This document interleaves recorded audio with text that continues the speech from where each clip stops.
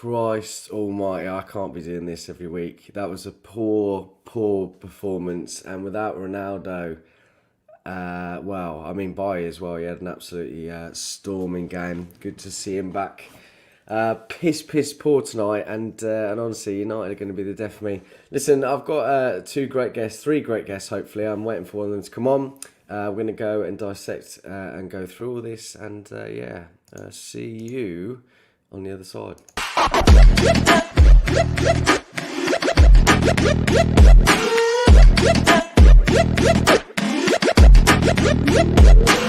Click subscribe to get daily Manchester United content from Passionate Reds, only on All for United.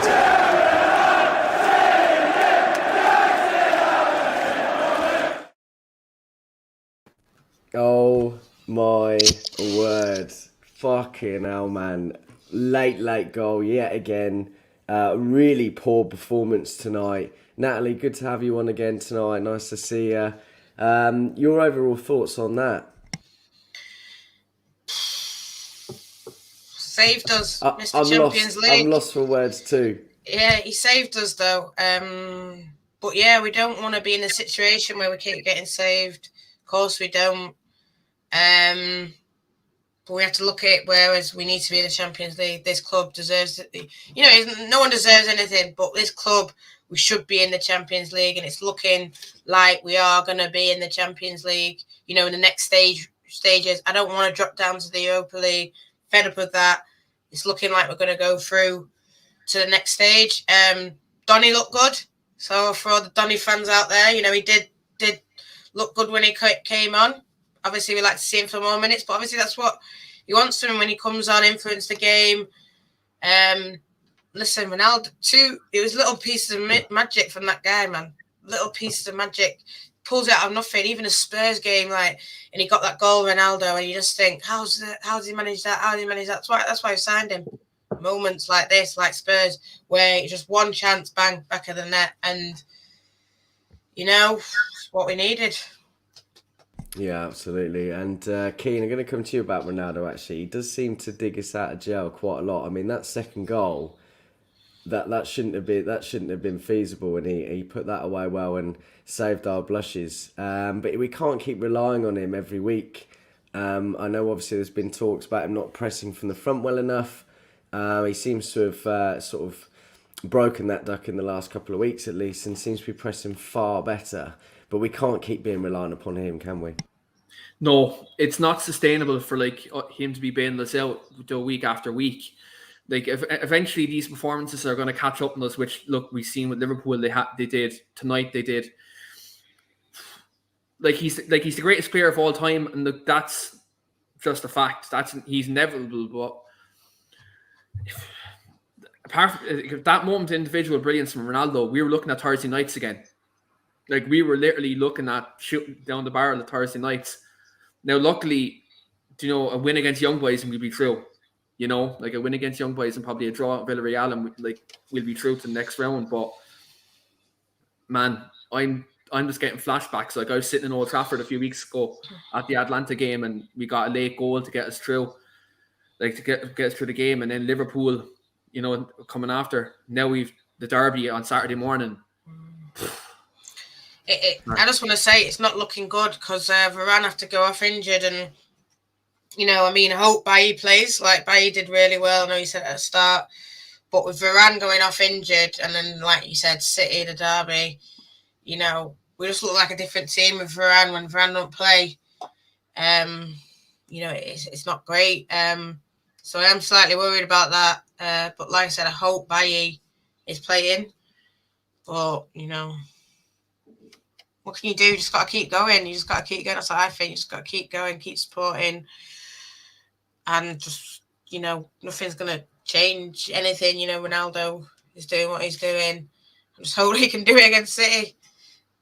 Yeah, we can only hope. I'm just going to read a few comments out. But firstly, we can't do this against City this weekend. We will get our arse handed to us. We saw that against Liverpool. Seems to turn it around against Spurs, but Spurs are poor. Doesn't really sort of give us any... it doesn't really put us into a good limelight at all, really. But yeah, really poor. Just going to read some comments out. John, good to see you back, buddy. Bad performance, but relief at the draw. CR7 is the GOAT. Yeah, I mean, I absolutely love Messi. I absolutely love Ronaldo. I think they're two very different players, very difficult to compare, but we have to appreciate he plays for us. He's got us out of jail again tonight, and for me, he's an absolute GOAT. Absolutely. Terrible performances from Maguire and Pogba. We'll talk about Maguire in a moment.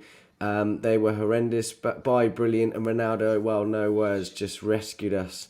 Poor from Bruno again. Ugly Bear, I know you've got a bit of an agenda against him, or at least a negative narrative on him all the time. I actually thought in the second half, and I think the commentator said this as well, I thought he was better. He was working hard. Just wasn't really, he didn't really have the opportunity to create. Keane, you give us a stat earlier, mate, which I really appreciate this. 15 assists in his 17 games this season. Big man. And I appreciate he doesn't always play the best, but that's quite an incredible stat. In all honesty, we need Donny to take over from Bruno. I'm not sure how true that is, but we'll discuss that in a moment. Not the best for United. Good to see you, Andrew. Not the best for United tonight, but we got out of jail at the end. It was an important point to get in terms of the group, with Villarreal winning tonight as well. And I think that's quite important, actually. We have been poor tonight. Obviously, we're going on the back of a very negative few weeks, and we were poor tonight. However, Atalanta are a good side. We have got the draw. We are sitting at the top, and it makes our job a lot easier over the next coming weeks. Obviously, depending on City, but the next two games in the Champions League at the very least. You kind of alluded to it earlier, Natalie. You think that we'll get through the group stage now? Obviously, we've got 2 games remaining. Really, you're looking for that 12 points. We've currently got 8, and we need to be looking to win those last 2, right? Yeah, definitely. I think we get, well, like what Keane said, let's get a draw and a win at home. I'm confident that we're going to win at home. And then, yeah, maybe a draw at Valencia there. But I'm always confident going into home games. I mean, that's why I'm sort of glad that we're playing City at home, because I know the crowd are going to be behind the players, all that kind of thing. And I think it does go our way, especially Champions League nights. I think there's a few, it's going to be a good crowd, especially in Spain. Everyone likes to be in Valencia. So, but yeah, I'm confident going into the home one rather than a Valencia one. But yeah. Well, we've just on that, actually, we got Villarreal next. Sorry. Yeah, we got Villarreal next, but we're at Villarreal, and that's going to be a really tough game. Yeah, but all the boys go Valencia and then travel over. That's why I said Valencia. People will be like, "You're not a good fan, Natalie." Easy mistake. I've said it so many times myself. There's a strip for them bar in Valencia. That's why, you see. Yeah. Yeah, it's a worrying couple of weeks. We need to get out of that group stage. We don't want to be playing on Thursday nights. And Keane, you mentioned it in another chat that we're in earlier. We're obviously moments away from the Europa League, which is something we don't want. Obviously, playing on Thursday nights makes it a little bit harder from a.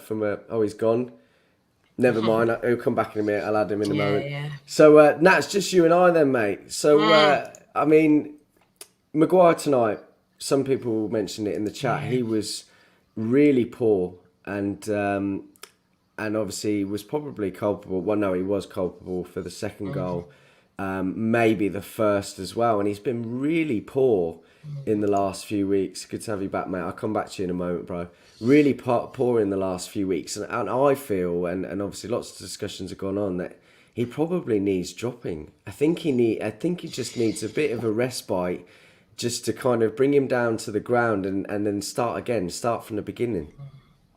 I mean, if we were playing like this, 3 centre-backs now, so if we do go back to the 2, I would definitely maybe, I don't know how they'd get on. I'm not a tactical genius out here, so bear with me, but I'd definitely like to see like a Bailly and a Varane, if Varane is fit. But I don't think he's going to go back to the 2. So I think he's saved in that respect, whereas he's playing the 3, and it'll be him, Bailly and Varane. I mean, Lindelof, I saw something saying about his injury and this and that. Maybe if Lindelof come back, and then he will be. De Gea, I don't agree with that. I think it was, obviously if the guy was right in front of him, it was the defender really, and like you said, he came to late. De Gea, for the first one, I think a lot of us sort of were like, even he'll probably hold his hand up in that, but I think David De Gea Maguire should have done better with that in the first one, but I think that really it sort of stemmed from a mistake in midfield, and then the defenders looking a little bit haphazard. Keane, I'll come over to you, mate. StreamYard kicked you, but just an unfortunate one. The first goal, obviously, David De Gea, a little bit poor. He's been our mainstay this season, been excellent this season, but still has an error or two in him occasionally. Do you think he could have done better with that one, or do you think it was further up the pitch it should have been a bit better? It's a bit of both, really. I think, look, further up the pitch, we could have been better, and we could have pressed that bit more and avoided that chance happening. But look, I think De Gea he was kind of stuck in the mud for that goal. Like, his position probably could have been a bit better. But look, I'm not going to, I suppose, be too hard on him tonight, because look, this season he saved us in a lot of games. Look, he could have done better for that goal, but look, our defense has been culpable for this result tonight. I think Harry Maguire was disgraceful tonight, if you ask me. And I think, he's been that the last couple of weeks. He came back too early from injury. That's on the manager, really. If you're bringing him back too early and he's out of form and you're still playing him, and he's probably not still fully match fit. So, on Saturday, when you look at the way City play in terms of how quick they transition the ball and how freely their front three move, especially if they're false nine, I would be dropping Maguire on Saturday, no question about it. And if we're going to go to 3, and if Lindelof comes back, play by Lindelof and Shaw, and bring Telles in as the wing back, because Harry Maguire does not warrant a starting position at the football club, captain or not. He doesn't warrant it. And at the end of the day, if we talk about standards of Manchester United and wanting the best in class and wanting the best in standards, at the moment Harry Maguire isn't that. And at the end of the day, how long more can we say that Harry Maguire is this, leader? And how long more can we give him kind of more allowances to pull off these bad performances? Because at the end of the day, we paid £80 million for him. We give him the captain's armband, and he's stinking the place out week in, week out. What does that say for other centre-backs like Bailly, who came in tonight? Lindelof has been playing well. Even we loaned out Axel to Nzabi, and he's been actually decent for Villa in the last couple of weeks. And Harry Maguire is playing like a lower league defender in the last couple of weeks. He's just a disgrace this season, and I don't know how he's going to pull it back. Yeah, and you're absolutely right. And listen, I see a lot of things recently about Harry Maguire and how poor he has been. And there's absolutely no doubt he has been terrible this season. And it's the complete polar opposite to how he was last season, really. And it's such a shame to see. Now, what I don't like to see is obviously people saying that we should get rid. I think that's terrible to say, really. I think that's completely against what we should do. I think we should keep him. But he should be dropped. We have this array of defenders that, Bailly did come in and was outstanding tonight. And really, on that performance, probably should be given the chance. It's just a shame that Lindelof picked up a bit of a knock, I think, in internationals, didn't he? And obviously another knock in training. And really, I'd quite like to see Lindelof and Varane and see how they pair. Maybe they might just have that little bit better chemistry. McTominay tonight, Natalie, was quite poor in midfield as well, I think. And Pogba. Pogba was awful. McTominay just doesn't seem to be the same man since coming back from his injury. I think we were expecting him to be out for 2 months, came back earlier. Again, maybe rushed back. I think you mentioned that a minute ago, Keane, with Varane. I think that probably is on Ollie. I think he's been rushed back as well. But yeah, McTominay, Pogba, how did you think they did in midfield? And where do we go from here again? It's that same conundrum question. What do we do going forward? Because just no midfield pairing or 3 or however many it is in the midfield seems to be working for us. It's hard one to say, because obviously I think like what Keane said, a lot have been rushed back. Maguire rushed in, Varane probably rushed in, but it's like if we don't have these players, we don't know sort of not what we're doing, but we don't have any fallback options. But you have got Donny there, and maybe Donny might start versus City.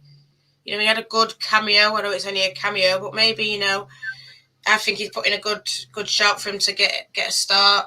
Pogba, yeah, it's not like when we're talking about these guys, like even when you're talking about Maguire, bad players, they're all good players in my opinion. Well, obviously they're good players, you pay a lot of money for them, and they're just not putting in performances.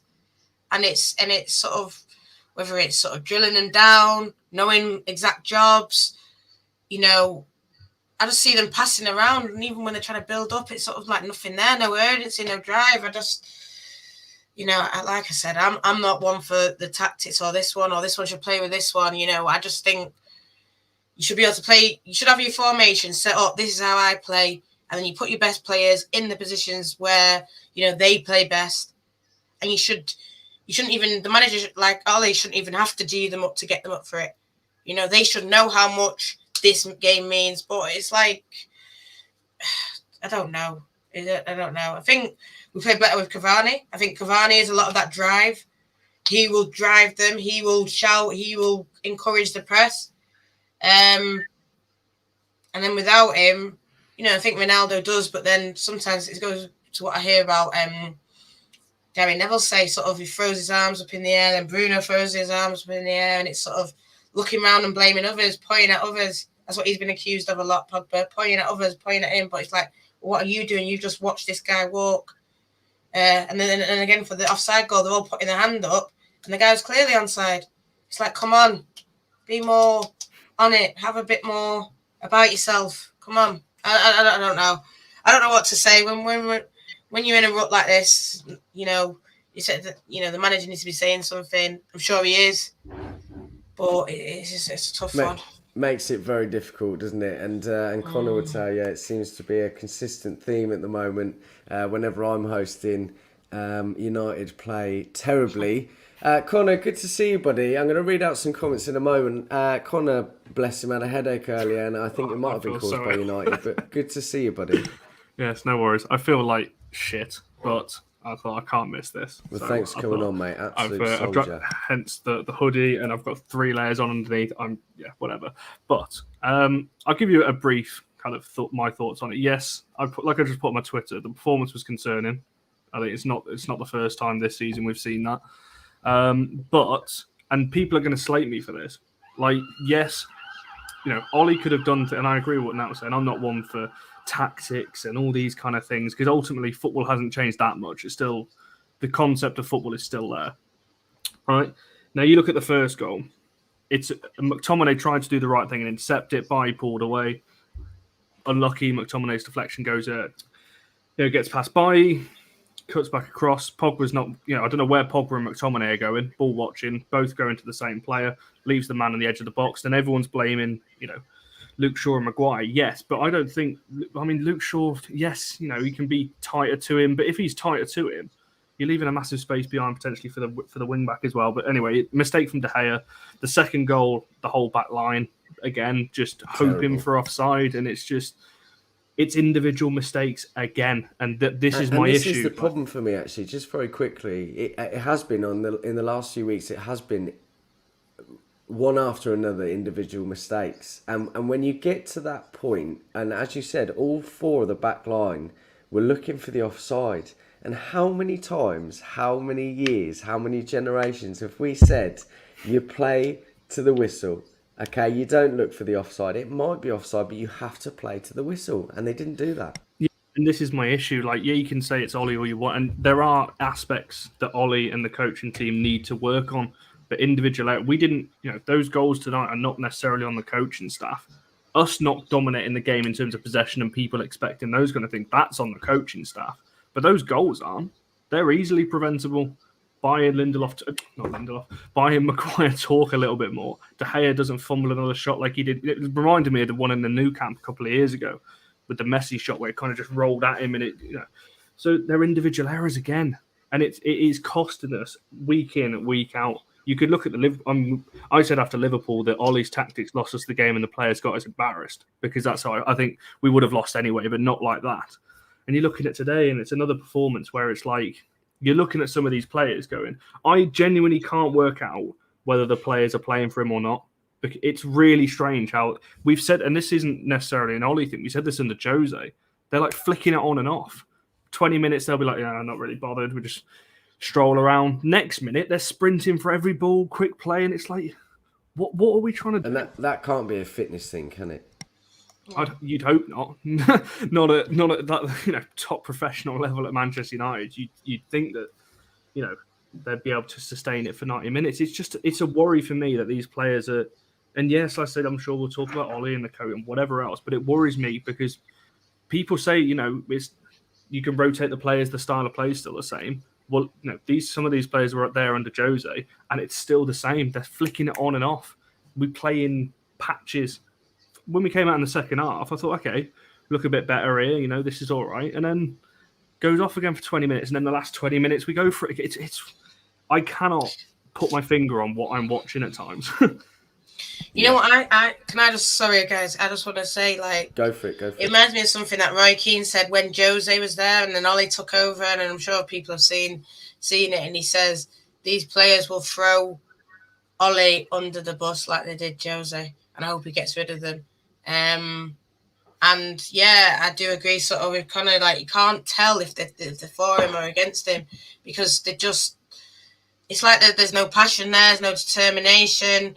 And then when we sort of go behind, then you start seeing a bit of play, a bit of movement. We went 1-0 behind, and then that 1-1 goal, I thought, right, here we are. Started really well, then dropped off. It just doesn't make sense. So, I don't think it's just one person. Before anyone says anything, I don't think it's just one person. I think it's like the sort of whole culture of it. I think Ollie's changed the culture a bit, but like you said, it's the same players that are there. And we saw what's happened with time after time with managers. They sort of got thrown under the bus by the players. So I don't know. Just quickly on the back of that as well, like everyone says we're comeback FC. Now, if we come, which we do, we come back a lot. We've done it. Look at the 3 Champions League games. We've had to come from behind. If the players weren't playing for him, Liverpool game aside, because that was just a freak game. You could look at Spurs maybe last year 6-1, whatever. But we always come back, which would make you think the players are playing for him. But we cannot keep doing this. We cannot keep going behind to then go, right, let's start now. Because I agree with Nat. I don't think it's just one player. It is the team. Because all it takes is for one player in that dressing room to show the slightest bit of drop in confidence for the manager or the coaching staff. And that translates then for the rest of the players. Because we all know what it'll be like. Their little WhatsApp groups, they'll be chatting, going, oh, did you enjoy that training session? Did you like what Ollie did? Did you like what... They'll be chatting behind things, and then it starts spreading, and that Ollie doubt seeps in. For that, would he? But it's but it's just I just find it so baffling that we play better when we go behind because that goes against what people think that the players aren't playing for him. Because otherwise, we'd be going behind and not coming back, but we do. So the players clearly are playing for all. I honestly don't know what or where we go because we're in such a weird up and down. Like cycle, celebrated that Ronaldo goes, come on, brilliant finish to get us level. And then you're like, but now what? I'm messaging people now going, that's a worry still. We can't do that against City. We can't. Yeah, Keane, I will come to you in a moment. We've got a new man in here. Thanks, Reece, for coming on, mate. I'm just going to read through a few comments first, and I'll come to you in a second, bro. McFred will definitely play against City. I think that's probably quite likely. It was nice to see him stick with the 3-5-2, and it was good to see that it was obviously a forced change with Varane, but he had to go back to the 4-2-3-1. We'll see what happens on against City this weekend. I agree with the hide-and-seek style of play, but still Atalanta played really well. And I think that's another point, actually. I think Atalanta actually did play very well. They did stifle us, and it was very difficult to create. I'm not making excuses, but sometimes you have to take into account the other side. With only 4 elite players, Cavani, Ronaldo, Bruno and Van der Beek. Saw a glimpse of Van der Beek tonight, didn't we, Reece? Made a good cameo, as Natalie said. And could have scored for one moment there, which would have been wonderful. What did you think about the whole performance? I get your overall view on it altogether first. If I could be brutally honest, I thought we were absolutely shocking. Like, if you were to put in the nicest way possible, I think we only played well for a total of maybe 13 minutes of the whole game combined. I'd say for the vast majority of it, it was Atalanta. Atalanta completely dominated us. I think once again, it's team selection, it's a lack of putting in the work, it's stifling, it's embarrassing, and I hate talking negatively about United, but frankly, at times you really need to, and that performance tonight was just completely unacceptable. And the worst thing as well is you've got perfectly good technical players on the bench that would have been more appropriate to start than playing players like McTominay, who, what did he even do tonight besides run around and piss me off for near enough 90 minutes? Like, he was absolutely he was awful. He was awful tonight, and I don't think we had any control. There was no lack of technical players, and it's worrying, really. I think the vast majority of that team tonight should hang their heads in shame and get an absolute rollicking, and by the fans, not the manager, because he won't do it. They should get an absolute rollicking by the fans that went to Bergamo to watch that. It's awful. It's awful that performance happened. This does raise the question, really, of are they downing tools? Because you would think that this would be happening every week. You'd think that they played shit, they hadn't a head in shame, they'd have a bollocking, and then they'd come out really wanting to show that passion. Keane, what do you think? Do you think they've downed tools, or is it a mixture of lots of things? What's your view on Ollie and the team and formations and all of that?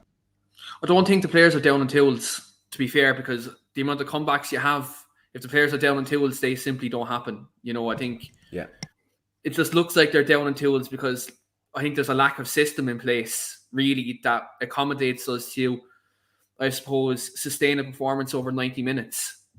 And I think it's just the individual qualities getting us over the line more often than not. Then, look, at the end of the day, I love Ole Gunnar Solskjaer, but it's not sustainable what's happening now. And it's a mix of both, players and manager. But the thing about this is, if you're not picking your best players to play in the best positions, you're giving you were ultimately your worst enemy, your own Achilles heel, by doing that. Because you see at the end of the game, he brings on Van de Beek, Sancho, brings on Mason Greenwood, Cavani. He brings on these players who are more technical to help us get up the pitch and create chances.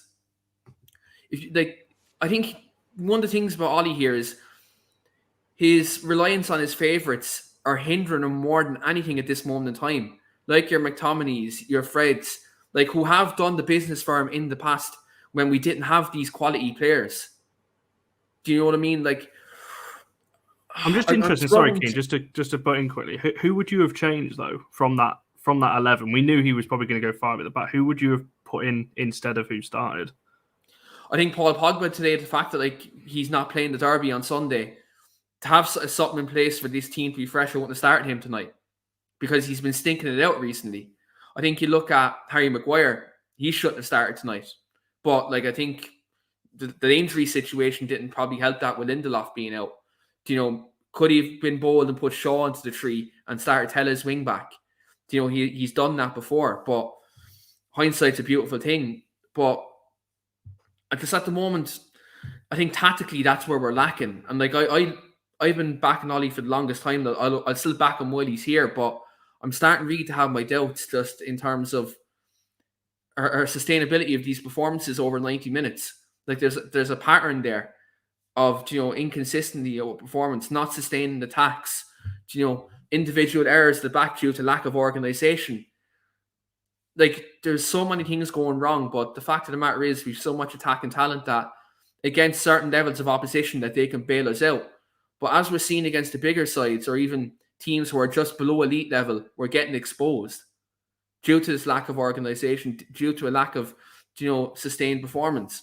And unfortunately, we're getting to a stage now where we're coming towards a very pivotal period in the season where we're playing to our biggest rivals, and we haven't played well against the lesser teams. It's now going to get to a point where I believe we're going to be massively exposed, and it's going to be a case where we're trying to salvage top 4 come Christmas, and unfortunately, that's not where we want to be at the moment. Yeah, great points there, Keane. You're absolutely right, really. And I am losing my patience a little bit, but obviously I've said to you, I've made it very clear to you, all of you really, that I will support him until the end. But he's certainly not helping himself. There's got to be 6 of one, half a dozen. Okay, you can't just put all the onus on everybody, on one person, or it has to be a mixture of both. But you're absolutely right. I would have brought on technical players earlier. I would have made that change earlier.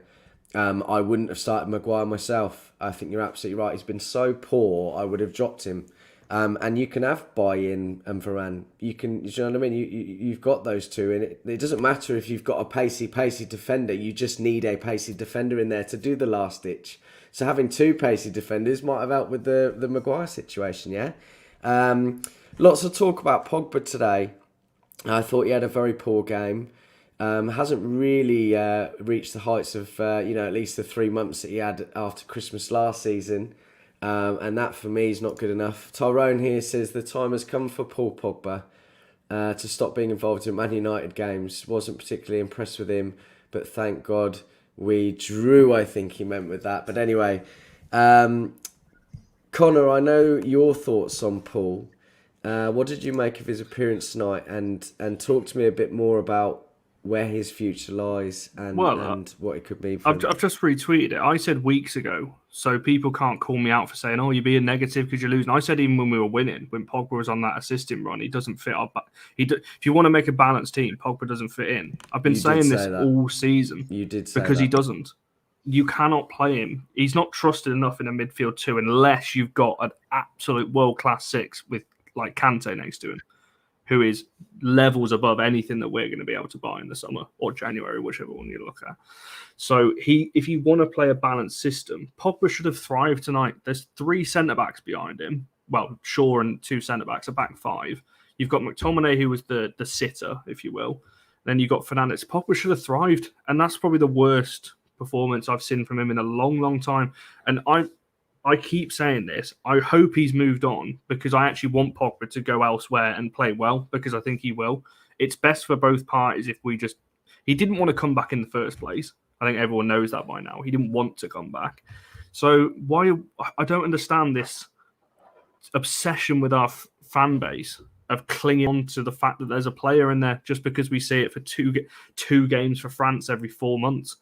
Like, great. Like...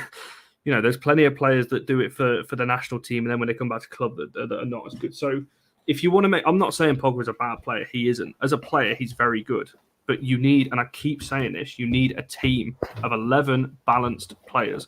Chelsea's team, on paper, realistically, is not world class, but they look bloody good because they've got well-drilled system and 11 players. Liverpool's another example. They play James Milner and Jordan Henderson in the midfield. But because it's balanced, it works so well. We don't have that when you have Pogba anywhere near a midfield. On the left, a little bit different, but you can't play him on the left. You've got Sancho, Ronaldo can move out to left, Rashford, Martial. We've got too many players over there. So where does he fit in? So I just think it's best if we move him on, and it's best for both parties. Because I do actually hope he does, he's in the prime of his career. No wonder he's not signing another contract. But yeah, it's just... I just want him to go for the sake of his own career and for the sake of the club, because it's all very well and good him coming out and defending himself a few weeks ago, saying, these stories are fake. Where was himself, before the Leipzig game last year, when his agent and, his brother, whoever it was that was coming out and, I just, whatever. I do see what you're saying. I think Paul Pogba on his day is a phenomenal player. And it's funny how we say on his day, because we don't see it enough. I do think he would improve with a defensive midfielder. And even tonight, Connor, sitting in front of McTominay at the time in that original formation, I still don't think it's the right man behind him in order for him to be that. Can I just quickly jump on the back of it? Because I'm just seeing Ugly Bear's thing here saying I've got a Pogba agenda. I'm sorry, that's a ridiculous statement because I don't. I've literally just sat here and said he's a brilliant player, but he doesn't fit a balanced 11. He just doesn't. You've got to have a team of 11 balanced players to fit a system. Pogba doesn't do that. You're criticising Fernandes there. We don't score that first goal if Fernandes isn't involved. So I don't know what your I don't know what your point is there. Because there is no agenda. I think it's just this romantic word that everyone likes to use to criticise someone. But yeah, it's not. I do agree with Connor. It's a very difficult one. I think for me, it's a problem that we might lose him for free for a second time, and that's poor from United. For years now, we've been trying to put him into the team and him to be the focal point, which has slightly changed over the last few years. And we've not found that. And for me, that's not good enough. I love Paul Pogba. I will defend him until the day, and I've said this to all of you before. But he's just not been good enough. And 5 years, 6 years you've had more than enough time to be able to prove that. Maybe it is about the players that have come in. But he's just not proved that. If he's a world-class player, he should be able to show those world-class moments on a more consistent basis. Reece, are you in agreement with that? Paul Pogba, do you think he'll be off? And do you think that Connor's right in what he says? He just doesn't fit in the team as we'd hope he would. To be honest, I think all points aside, the conversation about Pogba, it seems to be the same conversations week in, week out. And I don't know about you, but I'm absolutely sick of it. I'm sick of the same conversations because it's just going to make things worse than what it already is. We already know Pogba is a brilliant player. We're not going to argue that. The only thing is, right, and it is fair, is that when you talk about a balanced team, like it's all like fair enough. Like it's all about having 11 players on the field, but you could put 11 players on the field, but isn't necessarily a balanced team that's going to win you games, and that's the thing. It's just not. That's the difference. And he's a quality player, but you need that balance in there. Do I think you could fit in a balanced team? I sort of disagree with Connor in the sense I think you can fit him in a balanced team, but the question is, it's a balanced team based on what style of player you want to actually play. When you looked in Serie A, when he played at Juventus, yes, it's a slower league, so there's not going to take that. I'm not going to take that away from the Italian football, but when he was in that Juventus midfield three, he was able to get on the ball more. He was able to dictate games because he likes the slower pace. If the game was slower in the Premier League, he would thrive week in, week out. And that's not down to him. It's just he wants that time on the ball and he isn't going to get it. But he is a world-class player. So you mentioned balance. It's balance based on what you want to do. Do you want to build a team around Pogba or do you want to build a team? And at the moment, what you really need is a team. He could fit in. The question is where you're going to put him. Do you put him in the deeper role? Not necessarily, because he's already admitted himself he isn't much of a defensive player. He cannot do it. He's already admitted that himself. Do you play him in a number 10? Maybe. But it means you have to make a decision on Bruno. Do you drop Bruno? Which at times, maybe because he is overplayed. But you see why he gets overplayed because he's an effective player. Or do you make a system change and you put Bruno and Pogba as two number 10s? Similar to what City did with De Bruyne and David Silva. It depends on how you get the best out of your team. So you can find a balance. It's what sort of way do you want to play with Pogba? And that's basically what I think about it. But to be honest, the conversations with Pogba this, Pogba that, like to be honest, I'm just sick of hearing about it. I think he is going to go though. I think he is going to go, but I'm just sick of the shit around it. Yeah, I don't disagree. You have really good points there. Keane, you wanted to come in on it, mate.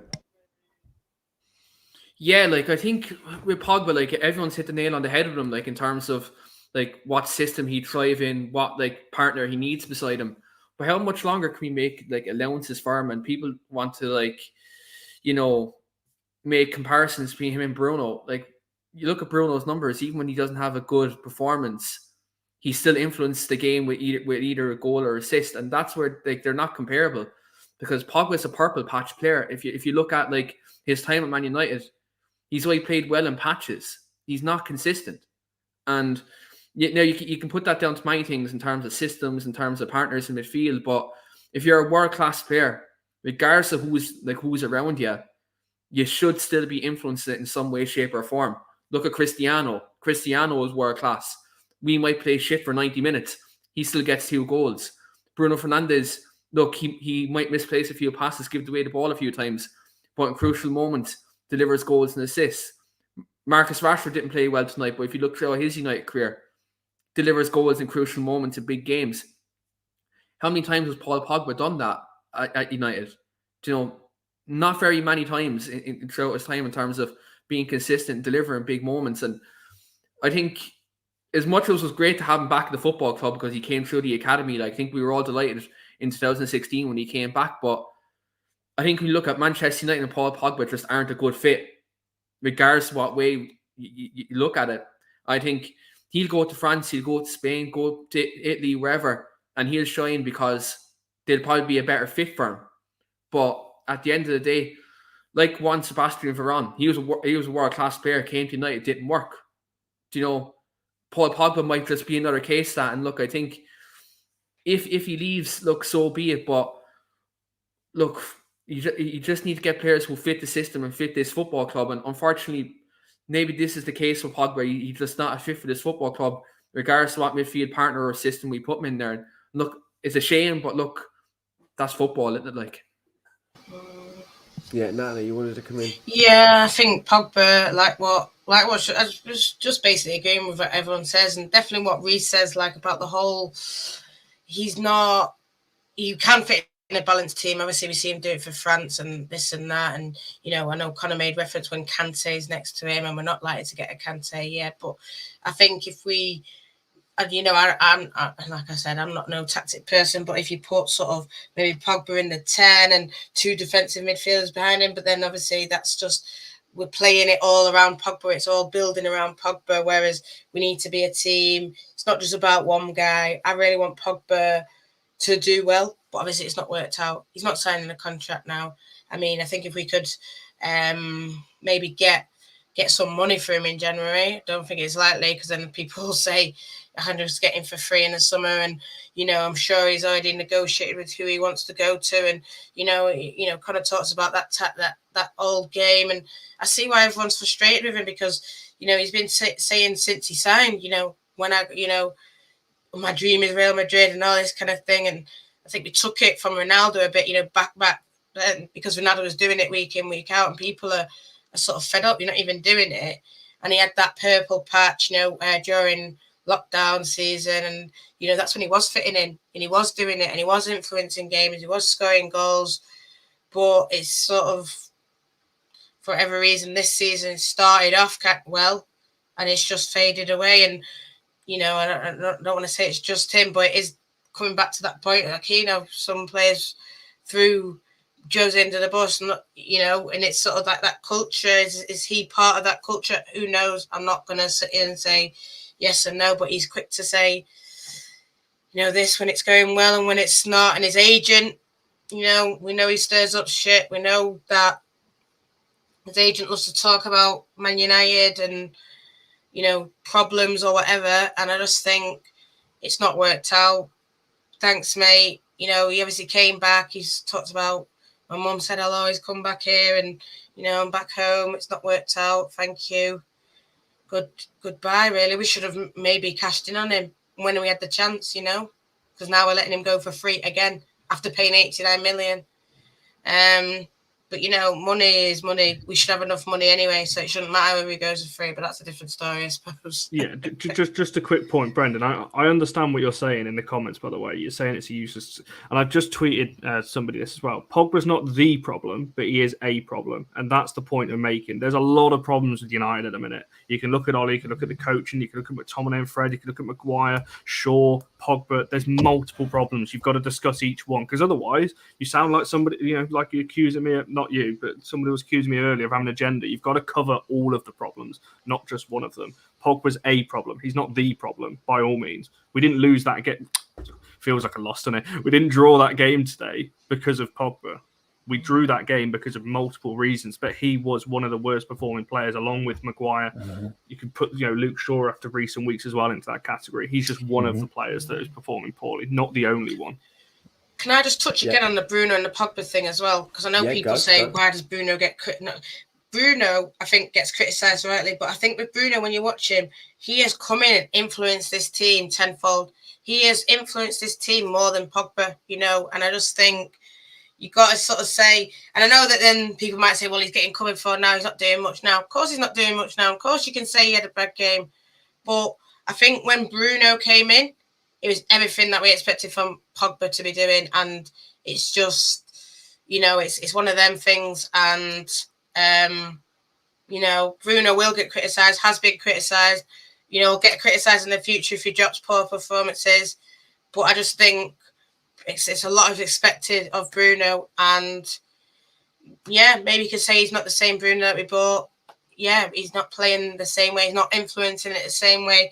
But is that due to everything? Like what Connor says? But he was influenced, he was basically the man, the only man, you know, for times for United. So people can say, oh, that's sentimental. Maybe it is, but I've never seen Pogba, like, Pogba hasn't had that spell that Bruno had at the start, you know, where he's had a full season, 2 seasons influencing games. And, you know, if this is Bruno's sticky patch because he's just been played, then, Still getting you you know, assists though, isn't he? He's still scoring and getting assists. I don't understand. Yeah. Yeah, he's playing bad, but having an influence, that's the difference. When Pogba plays bad, it's noticeable. He's not involved in the game They at said all. it on, That's the difference. They said it on, I know Keemo speaks, I'm just going to quickly say something as well, because I've seen this, because they said it against Spurs. Pre-Ronaldo, his goals per game stat was 0.57, and that was just in the league. And now it's 0.18.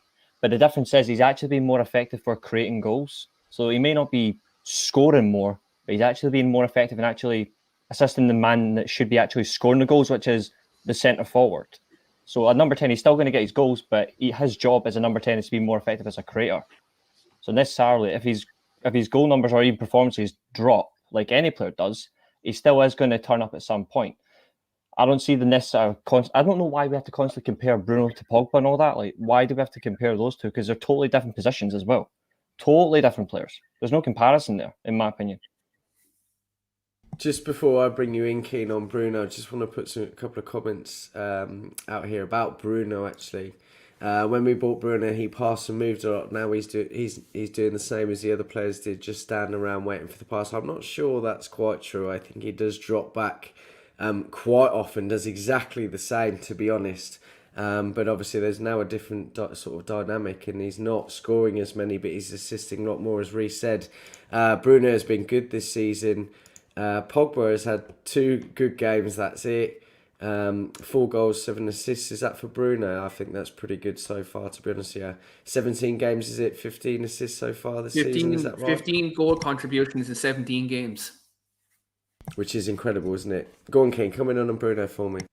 Yeah, like, look, I think Bruno's, like, goals tallies obviously dropped because we have a focal point up front. Like, Bruno's goals tally was a lot higher when we didn't have that talisman up front in Ronaldo. Like, Bruno was doing everything on his own, like, in terms of getting the goals and the assists or whatever. But, like, people need to look at Bruno's overall performances in games. And when you watch it on the ground on telly, like, it's sometimes they're a bit different. But Bruno's always trying to influence it. He doesn't take the easy way out. Do you know what I mean? He's always looking for a progressive pass. Whereas some of our holding midfield players hide. And Bruno has to drop deep to collect the ball. And he has to play them passes them deep and play them out to our right and left wingers. And, like, Bruno, he's a workhorse in midfield. He's an absolute Trojan in there. And he still gets influence the game and gets goals and assists. I think Bruno, like, gets ridiculed, for losing the ball when he's trying to influence the game. But if our holding midfielders were more proactive in midfield and didn't hide to receive the ball, Bruno wouldn't have this problem of dropping deep to pick up the ball and then having to do a 30, 40-yard pass to get us up the pitch. Like, Bruno, sometimes, like, it can be a problem when he loses it, but before he came to the club, we were looking for a player to be brave on the ball. Because remember when we had Pereira and, like, Lingard and stuff like that playing in the 10, they never came and showed for the ball. And it was always frustrating us getting up the pitch. But when you have Bruno there, he gets up the pitch, he raises everyone's level up. So I don't get where this criticism comes. When Paul Pogba more often than not shies away. Like, Bruno Fernandes has influenced his team since he's came. And look, some games he might have the odd stinker, but more often than not, he produces when it matters. See, this is what I don't really understand. And I'm not trying to single anyone out, but I'm sorry we lost 3 semis and 1 final with Bruno. We did the same with Pogba. We did the same with Maguire. did the same with David De Gea. You can't single a player out, and that's what I'm getting at here. Jarvis, thanks for coming back on, mate. Really appreciate to see you again. Have the panel address Scholz's first substitution? We did briefly cover it earlier. And the formation change before the 30th minute of the game. Scholz sometimes does the strangest things. I'm not sure if it was strange today. I think he was forced into that, really. Obviously, with Varane coming off, he had to go back to a 4-2-3-1. Connor, what are your thoughts on this? Obviously, it's going to be a bit of a difficulty with Varane. Obviously, if he's out for a little while, we'll have to see how much an impact that is. But he was forced into that, wasn't he? Yeah, and I don't know what's happened with Tellez, because if you wanted to continue with that back five, you'd shift Shaw across and put Tellez at wing back, wouldn't you? But clearly, wanted to I can't actually remember. Did the goal come before? We were 1-0 down when Varane went off, weren't we? Yeah, it was. So we were already 1 down. So I think Ollie's probably looking at it going, we've already been compromised. As a back five, we're going to have to go for a back four and push players up. So I think that was needed, and it was forced. I was literally just about to come to this comment from Tyrone. If you watch, we've done a couple of shows with Tony, Mr. MU Jack on Twitter. He follows the academy like religiously. He's very, very knowledgeable in the academy. Those two players are not ready to get a chance at Manchester United. They're doing well at their respective clubs. Ethan Laird, another assist tonight if you want a positive, absolutely smashing it at Swansea, but they're not ready. Not ready yet for Manchester United. There's a huge Chong also huge playing difference. well as well, but he's not ready. He's just got injured as well. Could be out for 16 weeks. So Laird is outstanding, though, isn't he? He's absolutely outstanding. Yeah, I've spoke to a couple of Swansea fans recently, and he's absolutely awesome. tearing it up. But yeah, so just on that comment, they're not ready to. There's no player at the minute in our academy that is ready to make that jump without going on loan a couple more times. I'm afraid. But going back to your original question about the change, it was forced. We were 1-0 down at the time. I'm not surprised Ollie went, right, need to go to a back four. It was just some of the personnel at the time. It was like, and I said, what's going on with Tellez? I personally would have kept the back five and put Tellez at wing back.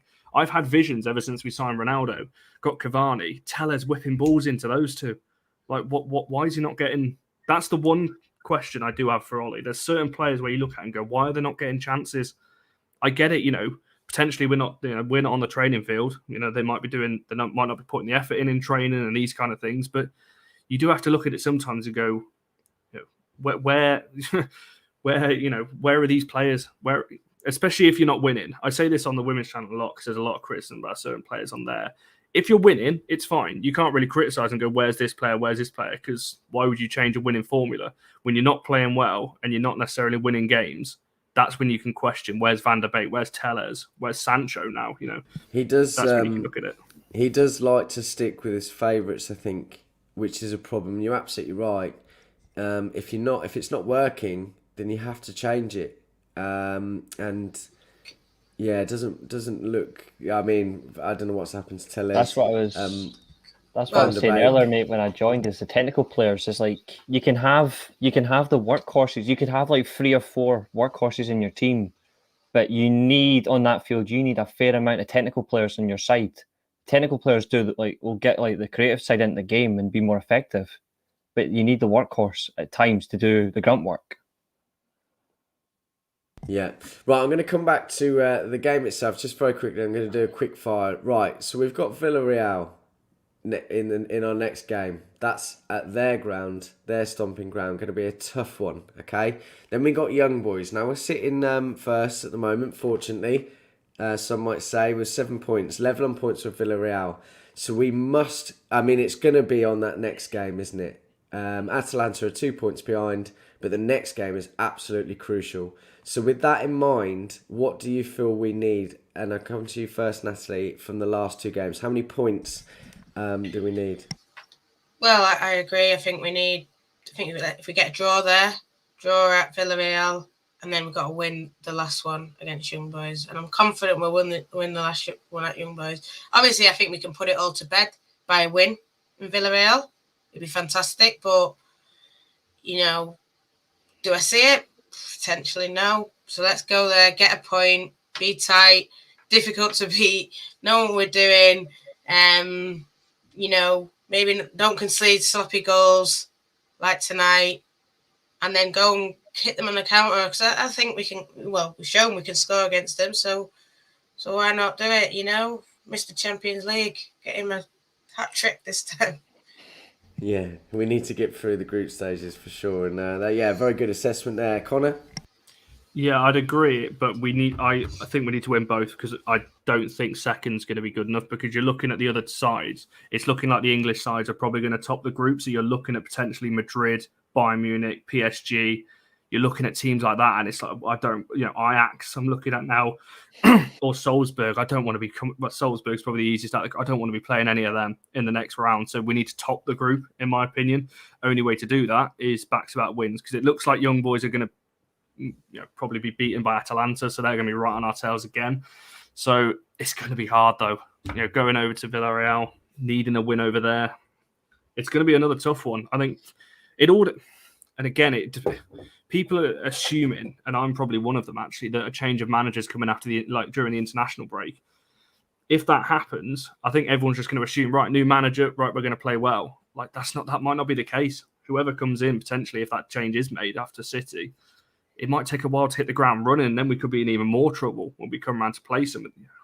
It's tough, but I think we need to win both, because I don't want us coming second in this group. Yeah, before I come to you, Keane, I think you just you mentioned something about Ollie there. This is why I think that nothing will change from the manager's point of view. I think until it's mathematically impossible to get top four, that's when a change will be made. I just feel that it's going to be too risky changing something after City. And having a massive impact on the Champions League. Keane, are you in agreement with the other two? I think that actually Connor made a good point about winning both games. I mean, if Atalanta are probably likely to beat Young Boys, that puts them on a point in front of us. And then we have absolutely no control in the last game. So we should really be getting at least 4, but really going for the 6, obviously. Yeah, look, I think 6 points is needed. I think 4 probably gets us through. But yeah, as Connor said, look, when you look at the last 16, all the English teams will top the group. It is looking dodgy, in terms of teams you get. The only other team I wouldn't mind getting out of all them is PSG, because we've done them before. We could do them again over 2 legs. Ronaldo's the GOAT, Messi isn't, quote me on that. But, other than that, let's just get through. And look, let's just get through at all costs. I know 2 wins would be lovely, but we have to remember Unai Emery's going to Newcastle, so Villarreal are going to have a new manager, and they might have a new manager bounce when we play him, so we have to take that into account as well. Another stat here, just to help the Bruno parade, 5 Champions League assists this season. Which is quite incredible, really. Considering we were struggling to score, it's pretty damn good. Good points there, Keane. Thanks very much, mate. And Reece, come to you last, mate, and I'm going to wrap up after this. Just want to say very quickly, thanks for all your comments tonight. Been obviously some great debates and discussion. As I say every time, let's keep it clean. We're all here for one reason only, and we want to be nice to each other, yeah? Reece, are you in agreement with everyone else? I'll go on the limb and say 4 points gets you second, 6 points gets you top, because Atalanta are finishing behind us in the group. So we have to win. At Villarreal, honestly, Villarreal are finishing third. Villarreal will finish behind Atalanta in this group. I've called it for the beginning. We were going to win it, and Atalanta were coming behind us, because they are by far. And then they'll probably go on and win the Europa League again. Probably, yeah. I look at it and I look at the way we play, and I think the certain teams, I agree with Keane, so the likes of PSG, the certain teams that dominate the ball, we can get at them through the counter. We're more effective that way. But other than that, there's no guarantee with the draw. In end of the day, I don't want us to come second, but as long as we get the group, I'm happy. But I think realistically, we need the 6 points. I think 4 points will get Atalanta top of the group, because I think Atalanta are going to beat Villarreal with ease. And obviously, it'll come down to with them young boys. If I was young boys, I would go back to the Vankdorf Stadium and pray, because Atalanta are going to tear you a new one. So we need the 6, mate. 4 points isn't enough. We need 6. Villarreal could be without Unai Emery for the time we play him as well. If he's obviously rumoured to be off to Newcastle. Today about him going to Newcastle, which would be a very good. I think he'll go, and then I think Unai Emery will go after during the international break. I think he'll be Newcastle international breaks. That's when I see it. So yeah, quite a possibility. Listen, 4's not enough. What'd you say, Bo? I was just say 4 points isn't enough for us to win the group. Yeah, We need the I 6. totally agree. It's a very. I mean, we've not helped ourselves, and you know what? It goes back to one particular game again, like it did last season against Istanbul Young Boys. Yeah, we should have got the 3 points against them. We really threw that away, and Atalanta are a good team. We've made it difficult for ourselves, but they're no mugs, and sometimes it just happens like that. Unfortunately, we got the point. Villarreal, very similar. They're a very good side. We come out 2-1 winners. Came back from 2-0 down, got 3-2. You're right, Connor. We'll talk about it after, I think. But listen. Yeah, I'm not going to bring it up. Yeah, thanks very much, everybody. Thanks, everyone, for coming on. Really appreciate your time tonight. Thanks for all the comment. Get liking, get subscribing. We've got a few shows again this week. We've got a preview coming up, tactical preview, always worth a watch. Timeline talk on Friday. And then I'm going to be doing, unfortunately, the reaction for City game at the weekend. And I'm absolutely praying to God that I'm going to be able to talk about something positive, because it's getting mundane and frustrating now. But listen, thanks again, and we'll see you next time.